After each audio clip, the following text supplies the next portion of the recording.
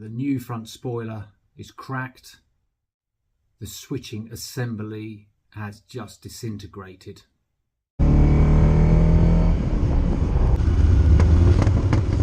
Hello and welcome back. Apologies for the delay in this sort of follow-up video. To be honest with you, I'd lost a bit of enthusiasm and momentum on the car. As you will find out in the video, things did not go according to plan. A couple of things went with the car, and also in that period I also had a mild heart attack as well, so it meant I couldn't really do a great deal. Anyway, I'm back on it again now.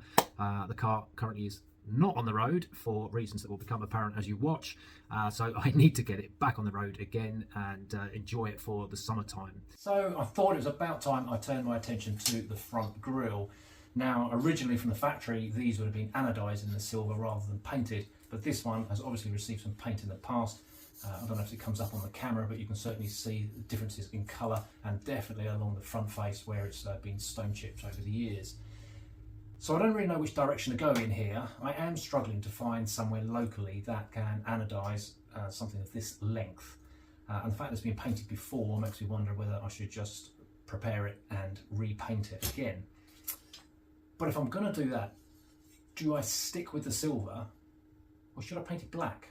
I mean, I think that could look quite cool, but be interested to hear your thoughts on that one. But before I do any of that, there are some repairs that need to be done. These are constructed with aluminium strips, and so they've got grooves in them and then slotted together. They're not bonded, soldered in any way as far as I'm aware. They literally are, say, once slotted together, preened at the back, which holds it all together.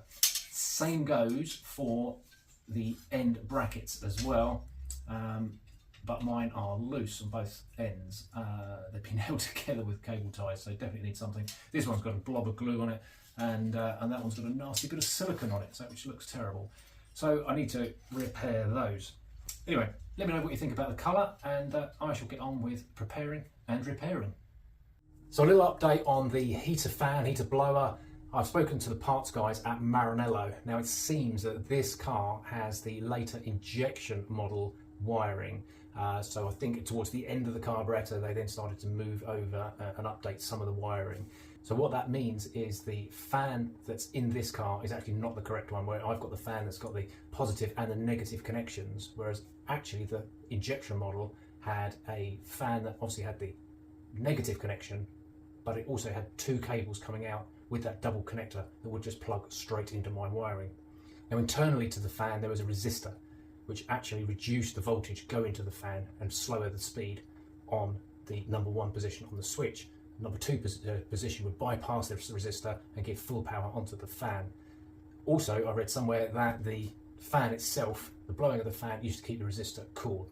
So these fans are not available anymore, so I can't do anything about that. I've got two options really. Either I just leave it as it is, just with the single speed fan in there, or I try and have a look at a chassis mounted resistor and see if I can replicate that kind of wiring and get a plug that's going to plug in and see there. So I've got a little bit more thought to go onto that, but meanwhile, whilst I'm looking into these bits and pieces, I can get on with a couple of small jobs. The windscreen washer bottle on the 308 sits in the wheel well, so it's just sort of clips into place, so sits loose, and then what would normally happen is the motorized pump would sit where that grommet is now, and then be fed through the pipework. But the motor packed in probably a couple of years ago now, so I had another remote one put in because the replacement bottle is about £300.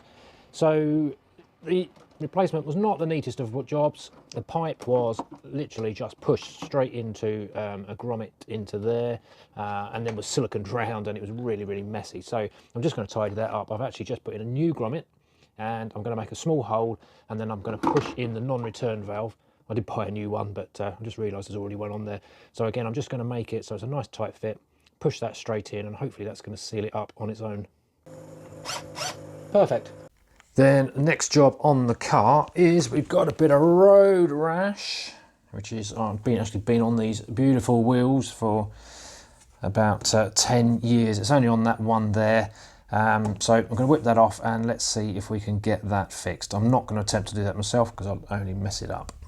In my LED light upgrade video, I did suggest that the changing the headlights to LEDs was not legal, but I wasn't quite right there. So apparently in cars of a certain age, certainly classic vehicles, LED headlights are allowed if it improves the visibility of for the driver.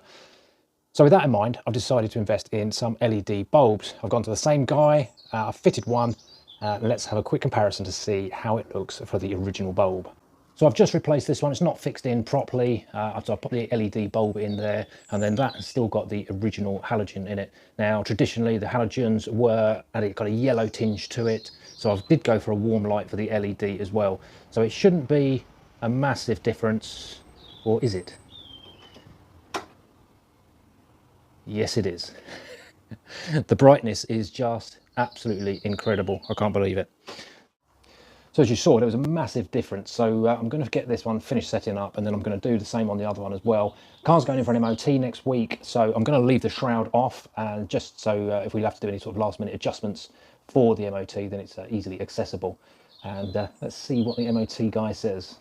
So if you're interested in doing anything similar to your car, I used classic car LEDs. They're really, really helpful. I'm not affiliated to them whatsoever. They supplied all the LED lights, bulbs that I've used before, and just a great service. So it comes in a really nice packaging. The two bulbs, obviously that's the original one that I've just taken out of the car. Two bulbs come in. Nice packaging, even comes with instructions as well, and some other information as well. So yeah, I'd definitely check them out, classiccarleds.co.uk. So I've just ridden over to Warfield Wheels to pick up that Ferrari wheel and also pick up the Golf as well, and this guy's worked magic on that Ferrari wheel. It is looking like it hasn't been touched before. I can't believe I put up with it for so long, and he's just worked his magic on it. It looks great. So we've got our nicely freshened up wheel sitting back on the car, which I'm really, really pleased about. I'm really pleased that we managed to get rid of this road rash that was on here. Obviously it all needs a really good thorough clean as well. While I was at it, I've got some new rubber as well. I am running Falcons on here, these are FK520s. I was running the 452s, I think they were. Now I know I'm going to get asked, why am I running what's deemed as a budget tyre on a Ferrari? And the answer is simple. When I bought the car, it had Falcon 452s on it, and they've never let me down in the 20 years I've had her, and I've been all over the place. She handles extremely well, never steps out of line, can push out if provoked, but again, compared to today's machinery, this is not a powerful car. And I've got 245 tyres on the back here, which is a lot of rubber for the car to unstick. These are not what I ordered. These are the 520s, which are supposed to be an upgrade. Online, they seem to perform a lot better than the 452, so it'll be interesting to see how I get on with it. I have a feeling they might be a bit too sticky for this car, but let's see how we get on. So we're en route now to the MOT station, which is QV London. So they do my servicing every year. Yes, I know I could service the car myself, but QV have known this car for the 20 years I've had it. It's always good to have somebody with their experience to look over the car and make sure that what I've done is right, but also they can provide that all-important service stamp. Now on the road here, I always take the back roads because I find them more fun, but with the English roads the way that they are, there's a lot of undulation, and I hit one just now and heard an awful grating noise from the bottom, so I'm really not looking forward to having a look underneath to see what's going on down there. So anyway, let's get it over there and let's have a look. The news is not great. That hit that I could feel on the way over to the MOT centre has hit that front spoiler, and not only has it hit it, it's cracked it as well. I cannot believe it. I am gutted. This is literally the second time it's been out since I've done this, and I haven't even finished the project getting the front together, so I am well and truly gutted. To make matters worse, just as it sailed through its MOT and it was being moved in the garage, the indicator stalk just disintegrated. Don't seem to be able to find another one online unless you want to buy the whole thing.